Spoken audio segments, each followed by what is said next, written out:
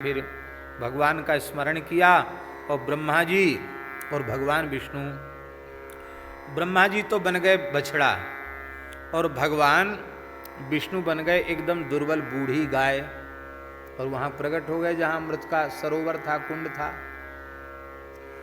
देखो दैत्य भी गाय पर दया करते हैं। वो रक्षक बैठे थे वहां कुंड पर, अमृत कुंड पर। अरे कहा देखो कितनी प्यासी बेचारी बूढ़ी गैया है, दुबरो पतरो सो बछड़ा है, नेका पीगो पी जाएगो, अमृत पी जान दो, पुष्ट हो जाएंगे। कितना पिएंगे, शेर 200 5 शेर पी लेंगे, इससे ज्यादा क्या पिएंगे, ये तो पूरा कुंड भरा हुआ है। पर ब्रह्मा जी और विष्णु भगवान ने जैसे ही उससे मुंह लगाया, एक सांस में ही सब पी गए और अंतर्धान हो गए। और उसी समय भगवान शिव ने बाण मारा और जल करके ये तीनों नगर भस्म हो गए।